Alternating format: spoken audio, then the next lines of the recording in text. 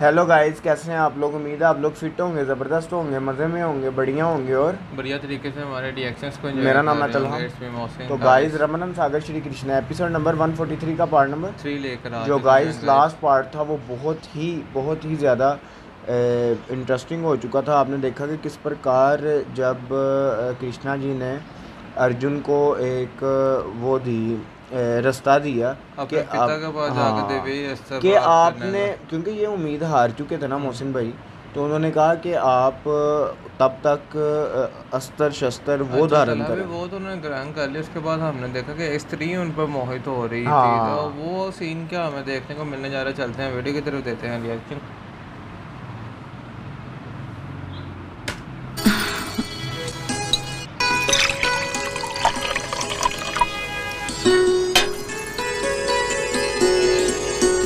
लो, इसे P low.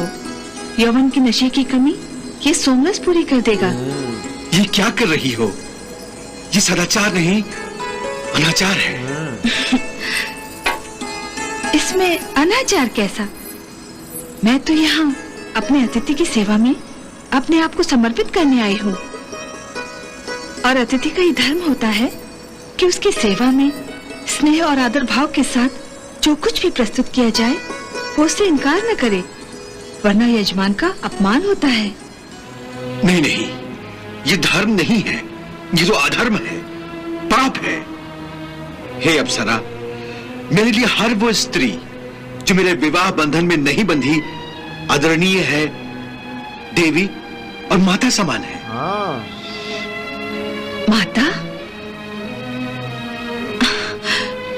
एक सुंदर स्त्री और नौजवान पुरुष के बीच माता का संबंध? तुम्हारी बातें तो मुझे श्राप के समान लग रही हैं। हे इंद्रनंदन, तुम व्यर्थ ही मेरे प्रेम को पाप और पुण्य के तराजू में तौल रहे हो।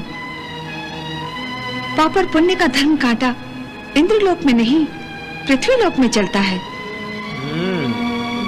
और हम इंद्रलोक की अप्सराओं की कोई सीमा रेखा नहीं होती, कोई संबंध प्रतिबंध नहीं होता। अच्छा। तुम इस समय इंद्रलोक में हो तो यही की रीतियों को निभाओ। इसलिए संकोच न करो और मेरे प्रेम को स्वीकार करो। नहीं देवी, मैं ये कैसे भूल सकता हूं कि मैं पृथ्वीलोक का वासी हूं, और इसीलिए मैं पृथ्वीलोक के नियमों के अनुसार ही अपने संबंधों की सीमा में रहूंगा। यही मेरा धर्म है। तो क्या पृथ्वीलोक का यही धर्म है कि पुरुष एक कामातुर स्त्री की प्रेम याचना को निर्दयता से ठुकरा दे? परंतु देवी, आपका मेरा रिश्ता एक स्त्री पुरुष का नहीं है, बल्कि धर्म और इंद्रलोक के नियमानुसार भी आप मेरी माता हैं। माता? हाँ, आप जानती हैं कि देवराज इंद्र मेरे पिता हैं, आप उनकी प्रेमिका हैं। इस कारण आप मेरे लिए माता समान हैं। देवी, आप मुझ पर दया करके इस कक्ष से प्रस्थान कर जाइए। दया? तुम जैसे निष्ठुर प्राणी पर दया? मैंने आज तक किसी से प्रेम की याचना नहीं की। मैं उर्वशी हूँ, उर्वशी। आज तक संसार के हर पुरुष ने मेरे सामने प्रेम की भीख मांगी है। मैंने पहली बार किसी से एक भिखारिन की तरह प्रेम की भिक्षा मांगी, और तुमने मेरा तिरस्कार किया है। इस अपमान को संसार की कोई भी नारी नहीं सह सकती।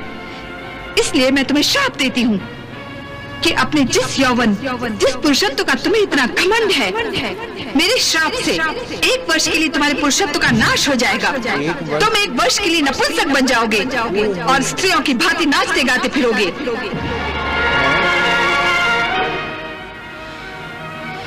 यही मेरा श्राप है, जिसे कोई नहीं टाल सकेगा, कोई नहीं। माता, मैं आपके श्राप को स्वीकार करता हूँ। 1 वर्ष प्रभु, नपुंसक। अप्सरा उर्वशी ने अर्जुन को इतना भयंकर श्राप दिया है।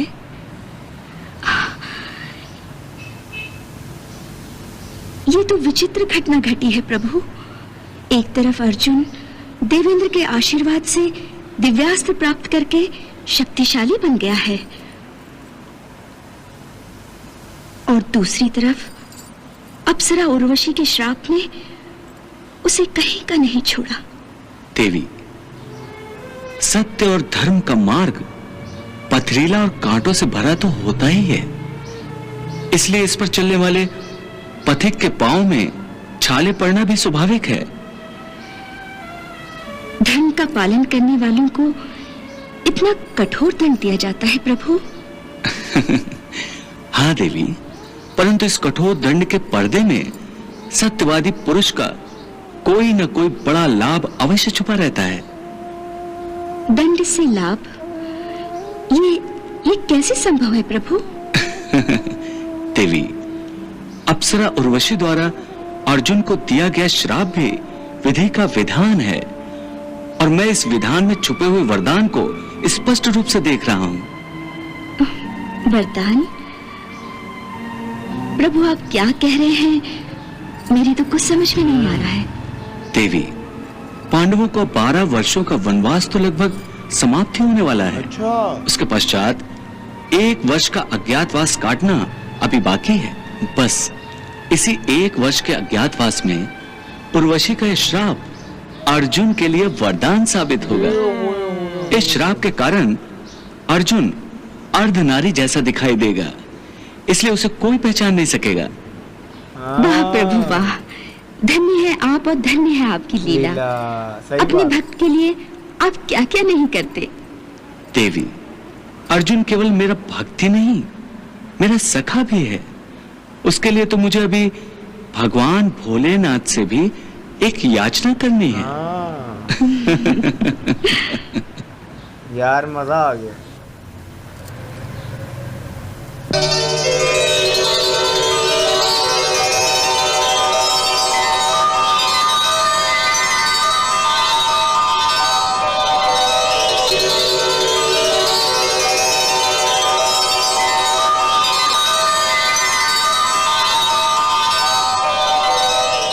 प्रभु अपने भक्त से याचना नहीं करते, आदेश देते हैं।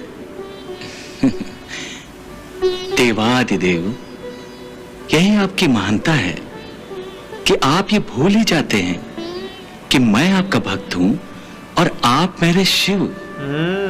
इस तर्क में क्या रखा है कि कौन किसका भक्त है? आप ये बताइए प्रभु कि आपने हमें किस कार्य से स्मरण किया है? हे कैलाशपति, मेरा मित्र, मेरा सखा अर्जुन इंद्रलोक में जाकर अपने पिता देवराज इंद्र से नाना प्रकार के दिव्यास्त्र प्राप्त कर चुका है, परंतु ये पर्याप्त नहीं है, क्योंकि आने वाले युद्ध में अर्जुन को भगवान परशुराम के शिष्यों से द्रोण, कर्ण और भीष्म आदि से लड़ना पड़ेगा। हे महादेव, आप तो जानते ही हैं कि भविष्य में कौरवों और पांडवों के बीच जो महायुद्ध होने वाला है, उस विनाशकारी महायुद्ध के लिए अर्जुन के पास दिव्य अस्त्रों का भंडार होना अति आवश्यक है। इसलिए मैं चाहता हूं कि देवराज इंद्र के बाद मेरे सखा अर्जुन पर आपकी कृपा दृष्टि भी हो जाए, क्योंकि आपके कृपा दृष्टि के बिना कोई भी योद्धा विजयी कैसे हो सकता है। अतः हे महादेव, आप अर्जुन के गुरु बन जाइए। त्रिलोक में आपके जैसा गुरु दूसरा कोई हो ही नहीं सकता। प्रभु, मैं आपके आदेश का पालन पूर्णतः करूंगा। मैं अर्जुन का गुरु अवश्य बनूंगा, परंतु क्या महादेव? परंतु गुरु बनने से पूर्व मैं अर्जुन से गुरु दक्षिणा लेना चाहूंगा। अच्छा। कैसी गुरु दक्षिणा? शिक्षा देने से पूर्व मैं अर्जुन के बल, उसके शौर्य और उसकी धनुर्विद्या की परीक्षा लेना चाहता हूं। अर्थात वो मेरा शिष्य बनने योग्य है या नहीं, मैं ये देखना चाहता हूं। अवश्य महादेव, मुझे विश्वास है कि अर्जुन आपकी परीक्षा की कसौटी पर पूर्णतः खरा उतरेगा। मेरे कहे अनुसार अर्जुन इस समय आपका शिष्य बनने के लिए आपकी प्रतीक्षा कर रहा है।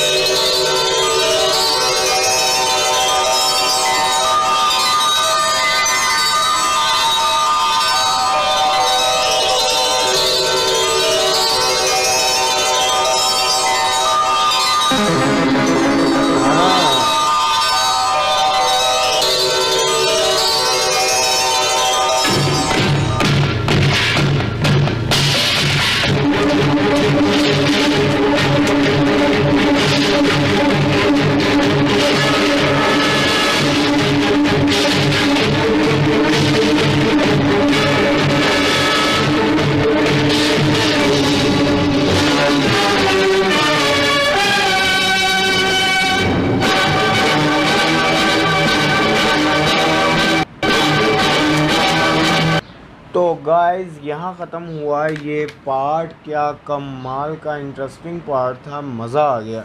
अच्छा एक टाइम पे मैं शॉक्ड हो गया मोहसिन भाई जब उर्वशी जी ने शराब दिया। और मैंने कहा यार ये शराब का तो जिक्र ही नहीं कहीं है, और ना हमें पता है इस बारे में कि अर्जुन को एक वर्ष का शराब भी मिला था। भाई। तो वो तब फिर जब कृष्णा जी से जानने को मिला कि जब अब उनके 12 वर्ष पूरे होने जा रहे हैं, जब 1 साल का अज्ञातवास होने वाला है, तो ये वाला शराब तब उनके काम आएगा। वो लड़कियों की बाती दिखेंगे और कोई भी उन्हें पहचान ना पाए। और उसके बाद फिर कृष्णा जी ने शिव जी से प्रार्थना की कि वो इनके सखा को अपना शिक्षा दें।